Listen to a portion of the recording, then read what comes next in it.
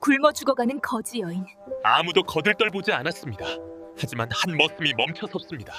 과연 어떤 일이 벌어질까요? 조선 중기 3년째 이어진 대가뭄. 장터 다리 밑에서 한 여인이 굶어 죽어가고 있었습니다. 아무도 거들떠보지 않았지만 머슴 석돌은 멈춰 섰습니다. 자신이 먹는 것 대신 국밥 한 그릇을 사서 여인에게 주었습니다. 여인의 눈빛이 달랐습니다. 거지의 눈빛이 아니었습니다. 과연 이 여인은 누구일까요? 석돌은 주인에게 2번이나 무릎 꿇고 청했고 마침내 혼인 허락을 받았습니다. 하지만 이 여인에게는 아무도 모르는 비밀이 있었습니다. 국밥 한 그릇으로 시작된 운명. 과연 이 부부에게 어떤 일이 벌어질까요? 안녕하세요. 전설 야담입니다. 이야기 시작 전에 구독과 좋아요 부탁드립니다. 조선 중기 명종 15년 가을.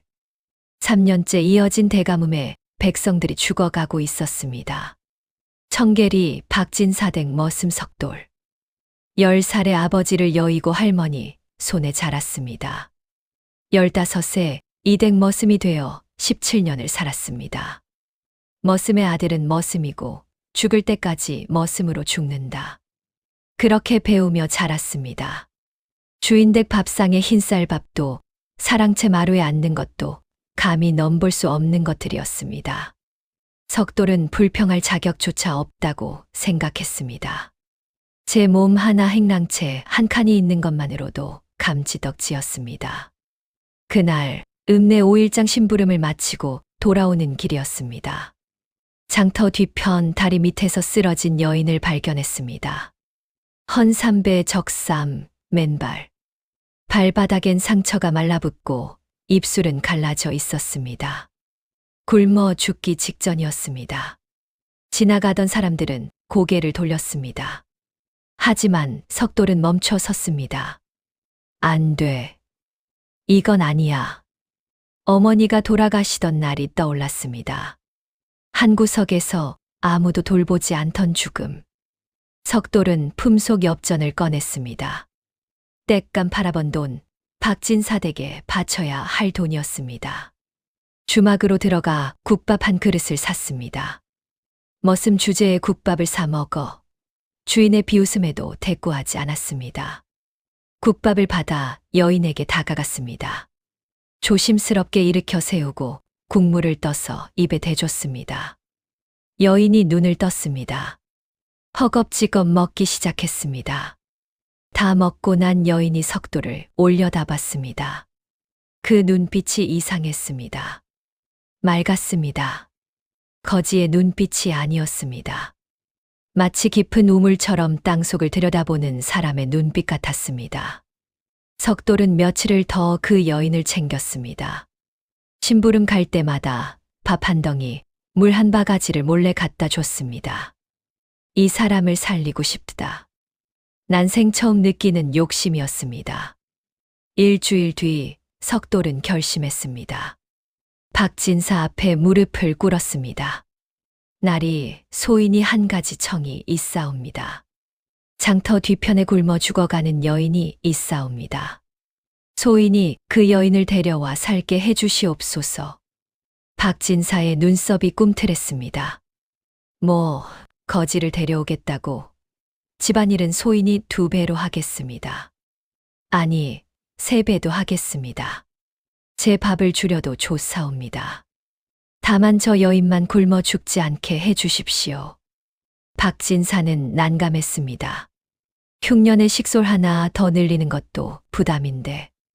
하지만 석돌의 눈빛이 달랐습니다.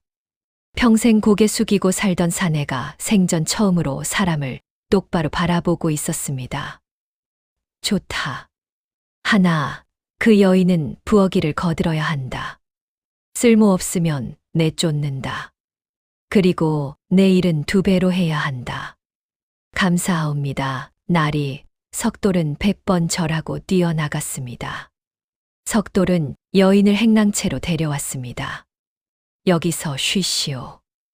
여인이 천천히 입을 열었습니다. 제 이름은 다나입니다. 다나. 좋은 이름이요. 저를 거두어 주셔서 정말 감사합니다. 이 은혜를 평생 잊지 않겠습니다. 다나는 눈물을 흘렸습니다. 석돌의 가슴도 뜨거워졌습니다. 며칠 뒤 석돌은 다시 고민에 빠졌습니다. 이대로 계속 숨어서 도울 수는 없다. 떳떳하게 하려면 마침내 결심하고 박진사 앞에 다시 무릎을 꿇었습니다. 날이 소인이 한 가지 더 청이 있사옵니다. 또 무엇이냐? 소인이. 그 여인을 제 사람으로 삼고자 하옵니다. 박진사는 잠시 놀란 듯 하다가 피식 웃었습니다. 머슴 주제의 장가를 들겠다고. 혼례는 어찌 치를 것이냐? 혼례는 생각지 못했사옵니다. 다만 한 지붕 아래 함께 살며 서로를 의지하고자 하옵니다. 박진사가 한참을 생각하다 말했습니다. 좋다. 너희가 서로 합의했다면 내 막지 않겠다. 다만 일은 2배로 해야 한다. 감사하옵니다. 그날 밤 석돌은 다나에게 말했습니다.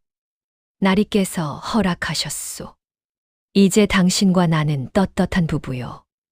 다나가 물었습니다. 저 같은 거지를 정말 아내로 맞으시겠습니까? 당신은 거지가 아니요. 당신은 제가 평생 지켜야 할 사람이요. 두 사람은 그날 밤 행랑채에서 하룻밤을 보내며 부부가 되었습니다. 석돌은 여인의 온기를 느끼며 잠드는 것이 이렇게 행복한 일인지 처음 알았습니다. 다음 날 아침 마당을 쓰는 석돌의 몸에 기운이 펄펄 났습니다. 다나도 부엌 일을 거들기 시작했습니다. 나이는 25쯤. 말수는 석돌보다 더 적었습니다. 부엌 한 구석에 앉아 묵묵히 설거지를 돕고 장작을 패고 된장독 뚜껑을 닦았습니다. 다나는 말은 없었지만 손이 달랐습니다. 너무 정확했습니다. 쌀이 거칠면 그저 물을 많이 붓는 게 아니라 미지근한 물에 잠깐만 담갔다가 건져냈습니다. 쌀이 물을 천천히 먹어야 밥이 살아요. 장독에서 시큼한 냄새가 오르면 된장을 더 넣는 게 아니라 독을 통째로 들어 바람이 지나는 그늘로 옮겼습니다. 장은 햇볕이 세면 너무 빨리 익어 쓴맛이 나요. 박진사댁마님이 물었습니다. 넌 어디서 그런 걸 배웠느냐? 다나는 고개를 숙인 채 대답했습니다. 그냥 땅이 가르쳐 줬어요. 땅이 살아있으면 그 위에서 자란 것들도 살아있어요. 이상한 대답이었지만 다나가 만진 음식은 정말 달랐습니다. 같은 재료로도 맛이 깊어졌고 상하지 않고 오래 갔습니다. 다나는 부엌 뒷문 흙바닥을 유난히 오래 바라봤습니다.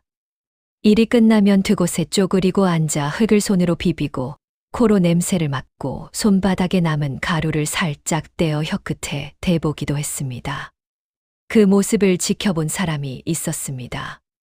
박진사댁 부엌을 40년 지킨 봉순 할머니였습니다. 봉순 할머니는 속으로 생각했습니다. 저건 부엌일 솜씨가 아니야. 저건 흙을 잇는 손이다.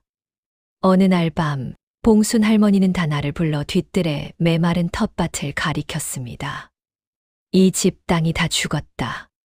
비가 와도 스며들질 않으니 올 가을도 끝이다. 너 혹시 흙을 아느냐? 다나는 한참 땅을 보다가 작게 말했습니다. 땅이 죽은 게 아니에요. 땅에 숨구멍이 막혔어요.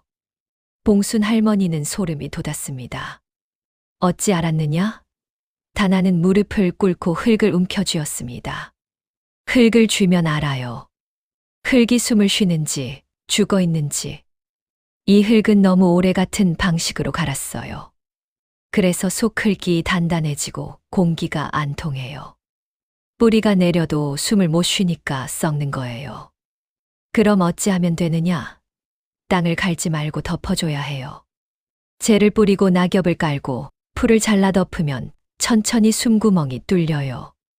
봉순 할머니는 그날 밤 석돌을 불러 말했습니다. 석돌아, 내 마누라는 보통 사람이 아니다. 잘 모셔라. 석돌은 영문을 몰랐지만 고개를 끄덕였습니다. 사실 알고 있었습니다. 다나가 특별한 사람이라는 것을. 그날 밤 행랑채에서 석돌은 다나에게 조심스럽게 물었습니다. 당신은 정말 땅을 아는 거요? 다나는 잠시 말이 없다가 천천히 대답했습니다. 어렸을 적 아버지가 풍수지리를 보는 분이셨어요. 풍수지리, 땅의 기운을 읽는 학문이에요. 산의 형세, 물의 흐름, 바람의 방향, 모든 게 땅의 기운과 연결되어 있어요. 아버지는 양반댁 묘자리를 잡아주는 일을 하셨죠. 저는 어려서부터 아버지를 따라다니며 배웠어요. 땅은 거짓말을 하지 않는다. 사람은 거짓말을 해도 땅은 정직하다. 아버지가 늘 하시던 말씀이었어요. 석돌이 조심스럽게 물었습니다. 그런데 어찌 이 지경이 되셨소? 다나의 눈가에 눈물이 맺혔습니다. 3년 전 대가뭄이 들었을 때 아버지가 양반댁 묘를 잘못 잡았다는 누명을 쓰셨어요. 그 집에 흉사가 생기자 아버지 탓을 한 거예요. 아버지는 곤장을 맞고 돌아가셨고 어머니도 그 충격으로 저 혼자 남았어요. 양반 딸이었지만 순식간에 거지가 되었죠. 석돌은 다나의 손을 꼭 잡아줬습니다. 이젠 괜찮소. 내가 있소. 우리 함께 살아봅시다. 다나가 처음으로 환하게 웃었습니다.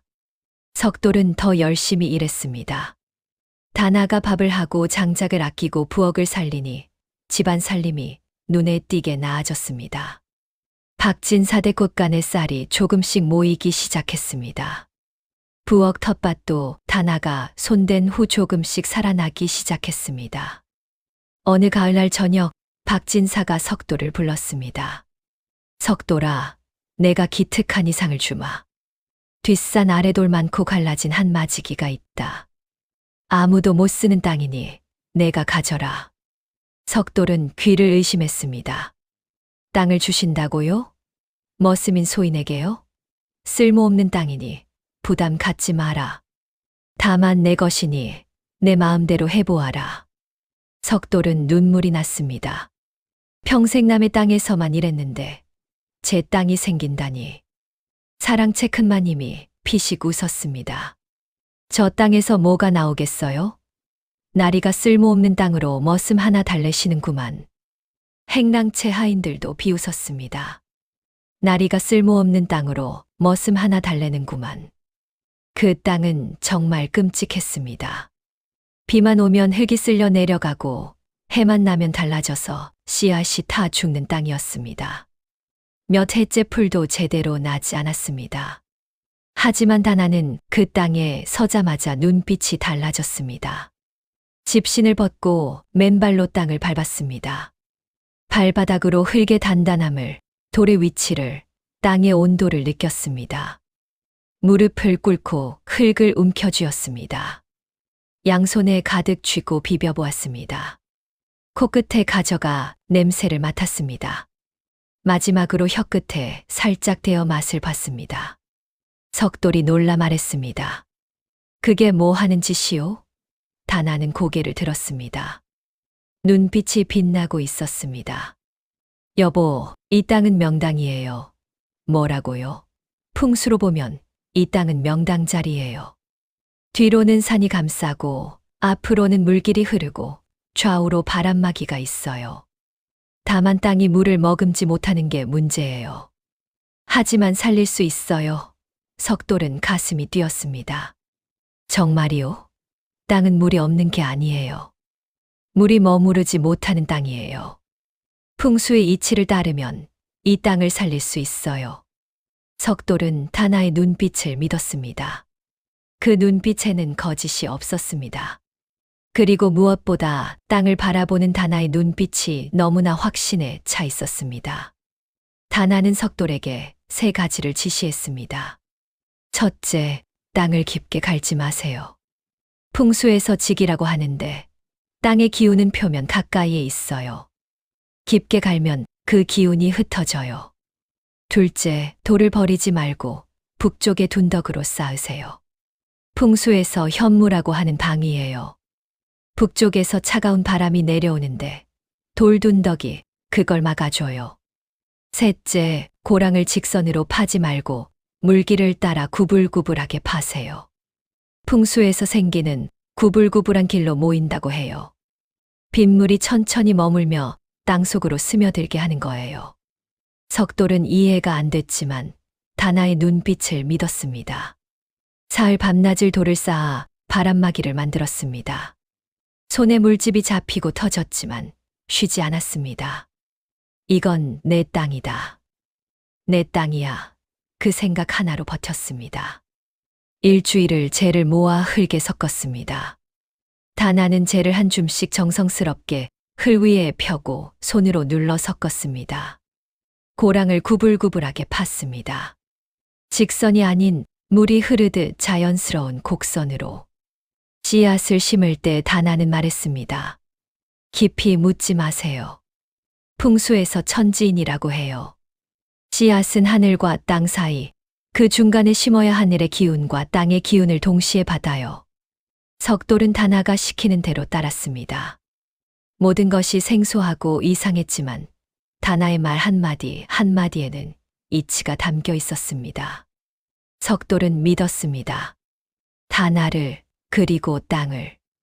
며칠 뒤 기적이 일어났습니다. 가뭄 속에서 그 땅에만 파란 싹이 올라오기 시작한 겁니다. 석돌은 그 싹을 보고 무릎을 꿇었습니다. 눈물이 났습니다. 평생 남의 땅에서 일만 하던 머슴이 제 땅에서 자라는 싹을 보고 있었습니다. 여보, 정말이요. 다나도 눈물을 흘렸습니다. 땅은 거짓말을 안 해요. 땅의 이치를 따르면 땅이 답해줘요. 석돌은 매일 아침 밭에 나가 싹을 바라봤습니다. 하루가 다르게 자라는 파란 싹들. 그것은 단순한 작물이 아니었습니다. 그것은 희망이었고 자유였고 새로운 삶이었습니다. 머슴이 아닌 땅을 가진 사람으로 사는 삶. 석돌의 돌밭에서 싹이 올라왔다더라. 소문은 삽시간에 퍼졌습니다. 마을 사람들이 몰려왔습니다. 정말이었습니다. 3년째 가뭄에 온 마을 논밭이 말라 죽었는데 그 돌투성이 땅에서만 파란 이삭이 자라고 있었습니다.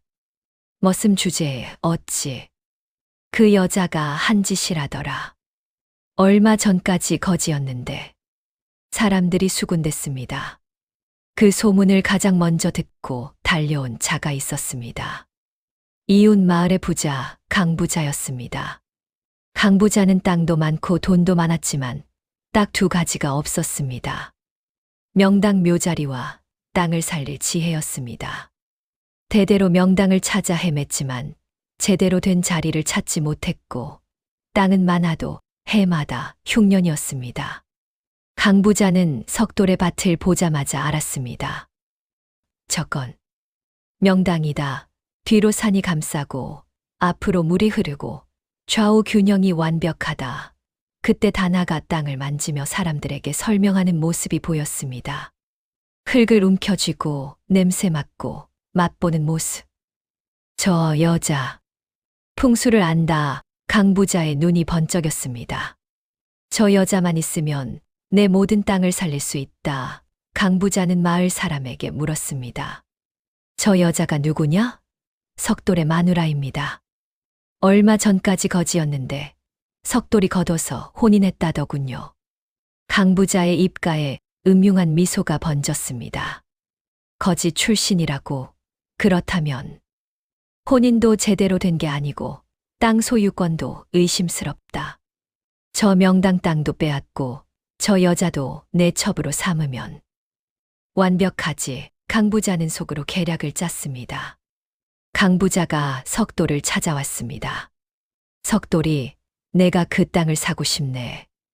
은자 30냥을 주겠네. 석돌은 놀랐습니다. 은자 30냥이면 조그만 집채 값이었습니다. 하지만 고개를 저었습니다. 죄송하지만 이 땅은 팔 수 없습니다. 50냥 안 됩니다. 100냥까지 주겠네. 나리, 이 땅은 저희 부부가 처음 가진 땅입니다. 아무리 많은 돈을 주셔도 용납할 수 없습니다. 강부자의 얼굴이 굳어졌습니다. 그래, 알았네. 하지만 속으로는 이미 다른 방법을 생각하고 있었습니다. 거절하는구나. 좋아. 그렇다면 강제로 빼앗는 수밖에. 그날 밤부터 이상한 일이 벌어졌습니다. 아침에 밭에 가보면 고랑이 메워져 있었습니다. 돌둔덕이 무너져 있었습니다. 석돌은 밤을 새워 지켰습니다. 과연 한밤중에 강부자의 머슴들이 몰래 와서 밭을 망가뜨리는 것을 목격했습니다. 이놈들, 하지만 달려들지 못했습니다. 시키는 사람이 부자 양반이었으니까요. 다나는 매일 아침 다시 고쳐놓았습니다. 하지만 지쳐갔습니다. 석돌은 분했습니다. 내가 머슴이라서, 내가 힘이 없어서. 다나가 석돌의 손을 잡았습니다. 당신 잘못이 아니에요. 진실은 언젠가 드러나게 돼 있어요.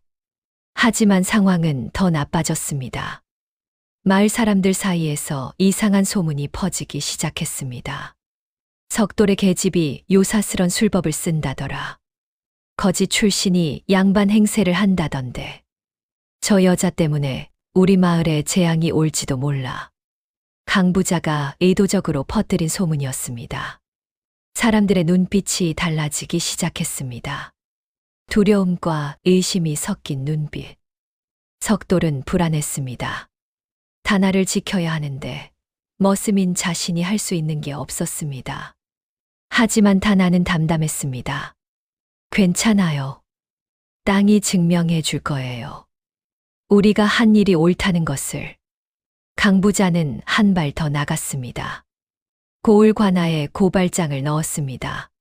청계리 박진사댁 머슴 석돌은 신분도 모르는 거지 계집과 불법으로 혼인하였나이다. 그 계집은 어디서 왔는지 부모가 누군지도 밝히지 않고 박진사를 속여 혼인 허락을 받고 땅까지 하사받았나이다. 이는 신분 질서를 어지럽히고 주인을 기만한 죄인이 혼인을 무효로 하고 불법으로 얻은 땅을 환수하시옵소서. 또한 그 계집은 풍수를 안다 하며 요사스런 술법으로 흉년에 풍년을 만들었다 하니 이는 하늘의 이치를 거스르는 것이옵니다. 백성들이 정도를 버리고 사술에 빠지니 엄히 다스려 주시옵소서. 며칠 뒤 관아에서 포졸이 왔습니다. 석돌과 다나를 끌고 가려 했습니다. 석돌은 무릎이 풀려 주저앉았습니다. 내가 다나를 지키지 못했구나. 그때 봉순 할머니가 나섰습니다. 잠깐 불법 혼인이라니 그게 무슨 헛소리요. 봉순 할머니는 지팡이를 짚고 포졸 앞을 막아섰습니다. 석돌이가 박진사 나리께 2번이나 정식으로 청을 올려 허락받고 혼인했소. 내가 다 봤소. 첫 번째는 다나를 집에 들이는 것, 두 번째는 혼인하는 것. 나리께서 2번 다 허락하셨소. 하지만 거지 출신과의 혼인은. 거지면 어떻고 양반이면 어떻소. 사람이 사람을 살리는데 신분이 무슨 상관이오. 그리고 나리께서 허락하셨는데 감히 누가 불법이라 하는가. 포졸이 당황했습니다. 주인의 허락이 있었다면 법적으로 문제가 없었습니다. 하지만 고발이 들어왔으니 일단 관하로 모시겠습니다. 그럼 나도 따라가겠소. 내가 증인이 되겠소. 관아뜰에 사람들이 모여들었습니다. 청계리 사람들뿐 아니라 소문을 듣고 온 이웃 마을 사람들까지. 현감이 먼저 박진사를 불렀습니다. 박진사, 석돌의 혼인을 정말 허락하였는가? 박진사가 당당히 대답했습니다.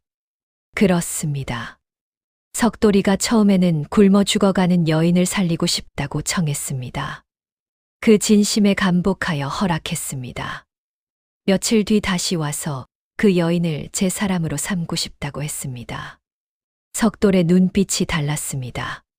평생 고개 숙이고 살던 사내가 생전 처음으로 자기 의지로 무언가를 선택하고 있었습니다. 그 용기를 인정하여 혼인을 허락했습니다. 현감이 고개를 끄덕였습니다. 주인이 허락한 혼인이라면 불법이 아니다. 다음 땅은 누구에게 준 것인가?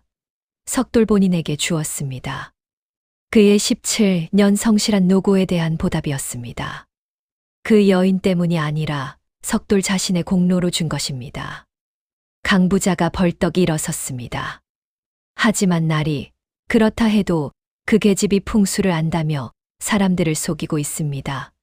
가뭄에 혼자만 풍년이라니 이는 요사스런 술법이 분명합니다. 하늘의 뜻을 거스르는 것이옵니다. 현감이 다나를 보았습니다. 다나, 내가 정말 풍수를 아는가?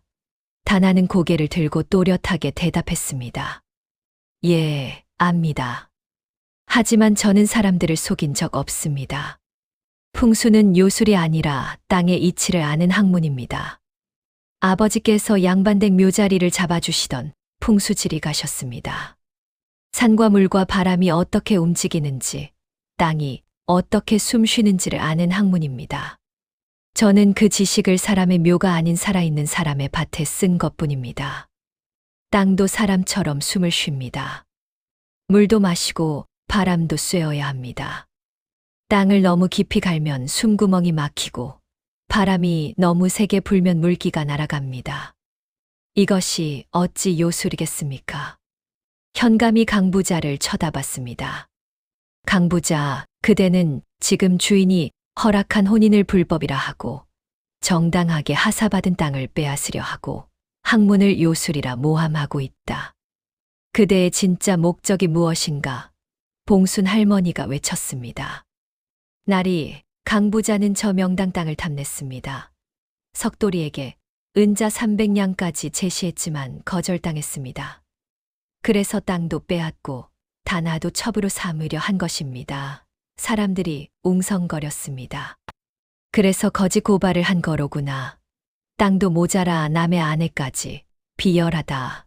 강부자의 얼굴이 새하얗게 질렸습니다. 그건. 저는 단지 신분 질서를. 거짓말, 마을 사람 하나가 나섰습니다. 강부자가 저희한테 말했습니다. 저 여자만 있으면 모든 땅을 살릴 수 있다고. 또 다른 사람이 말했습니다. 맞습니다. 저 땅이 명당이라며 조상묘를 쓰고 싶어 했습니다. 현감이 다나에게 말했습니다.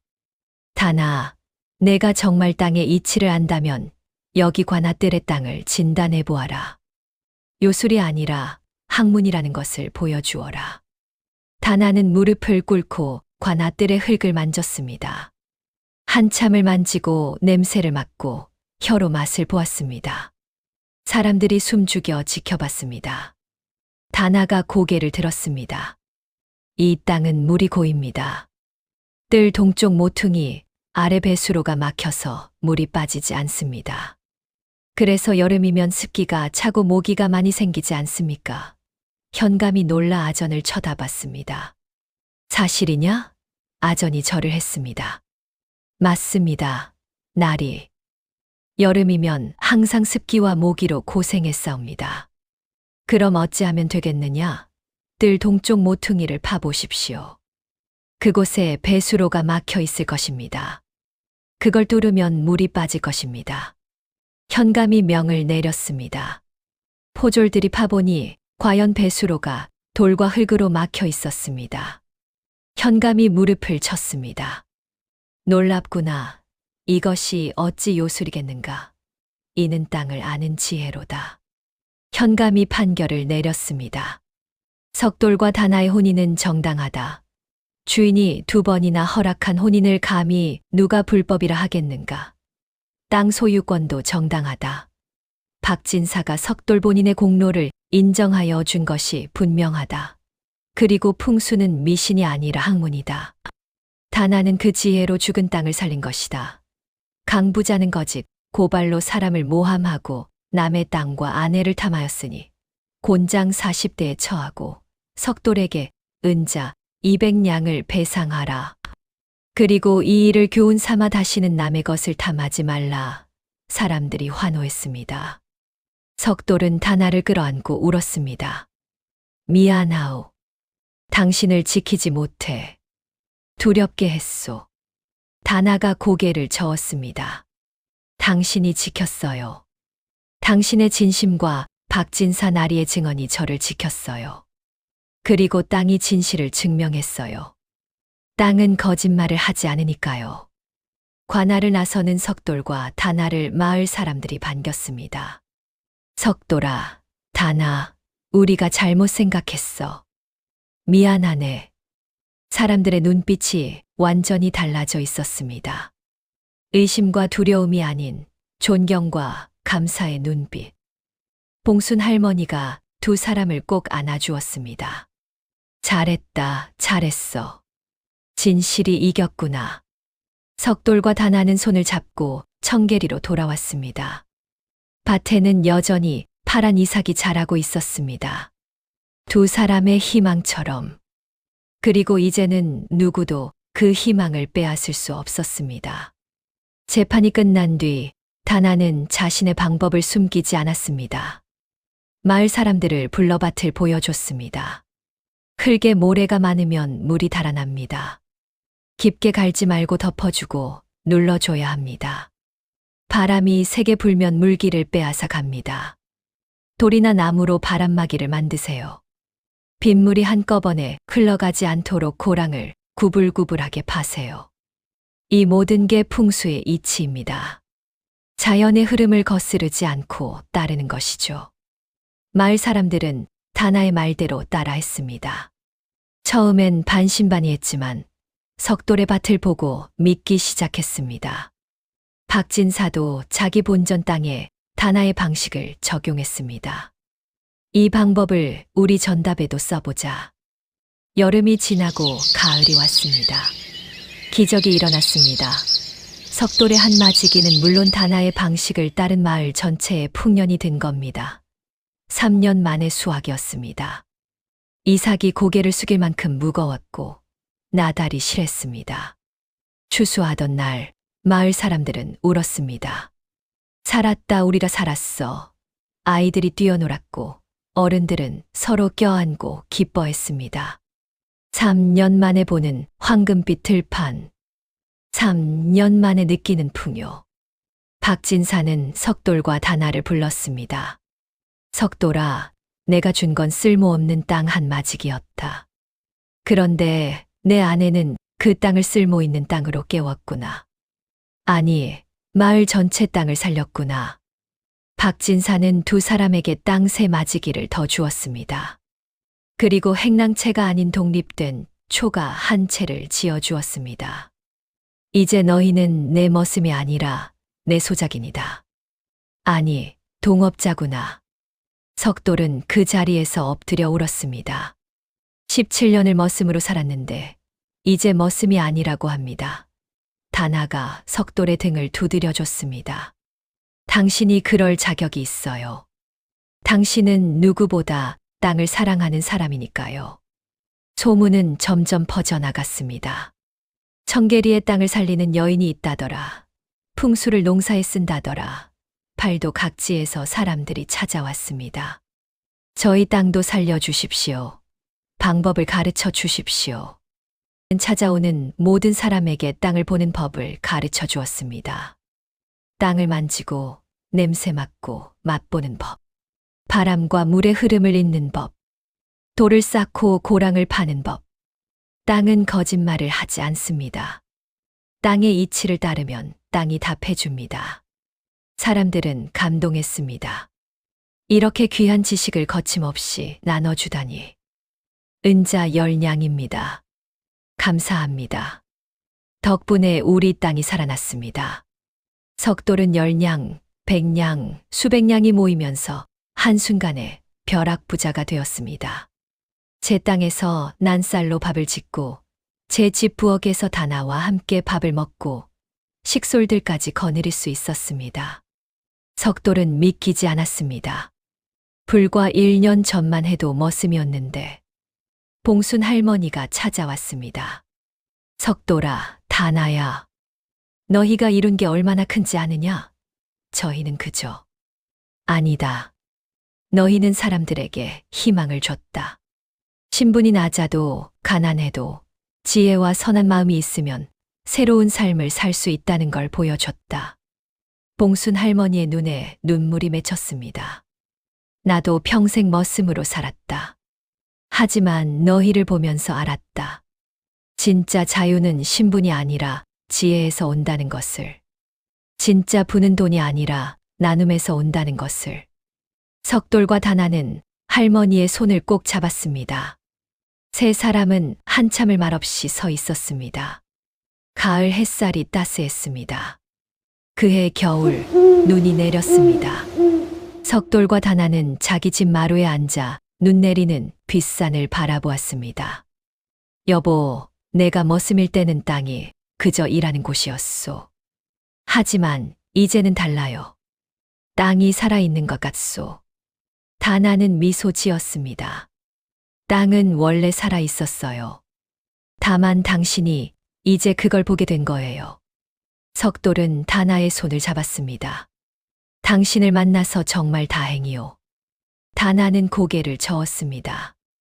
아니에요. 당신이 나를 살렸어요. 당신이 그날 국밥 한 그릇을 사주지 않았다면 나는 그 다리 밑에서 죽었을 거예요. 그리고 아버지께서 물려주신 지식도 그냥 묻혔을 거예요. 당신 덕분에 제가 아버지의 학문을 세상에 쓸모있게 만들 수 있었어요. 눈이 계속 내려 가슴에 맺힌 한이 씻겨 내려가고 있었습니다. 뒷산의 땅 위에, 논밭 위에 조용히 쌓여갔습니다. 땅은 겨울잠을 자며 내년을 준비하고 있었습니다. 석돌은 깨달았습니다. 진짜 부자는 곡식을 쌓는 사람이 아니라 땅을 살리는 지혜를 가진 사람이라는 것을. 진짜 자유는 신분이 아니라 지혜에서 온다는 것을. 그리고 가장 귀한 것은 어려울 때 손 내밀어주는 따뜻한 마음이라는 것을. 다나도 깨달았습니다. 아버지의 학문이 헛되지 않았다는 것을. 풍수는 죽은 사람의 묘를 잡는 것이 아니라 살아있는 사람의 삶을 풍요롭게 하는 학문이라는 것을. 두 사람은 마루에 앉아 눈 내리는 풍경을 바라봤습니다. 행복했습니다. 완전히. 시청자 여러분, 오늘 이야기 어떻게 보셨나요? 국밥 한 그릇의 따뜻한 마음이 두 사람의 인생을 바꿨습니다. 석돌의 선한 마음과 다나의 지혜가 만나 마을 전체가 풍요로워졌습니다. 진짜 부는 돈이 아니라 지혜와 나눔에서 온다는 것. 신분보다 중요한 것은 따뜻한 마음이라는 것을 기억하시면 좋겠습니다. 구독과 좋아요는 저에게 큰 힘이 됩니다. 다음 이야기에서 또 만나요. 건강하세요.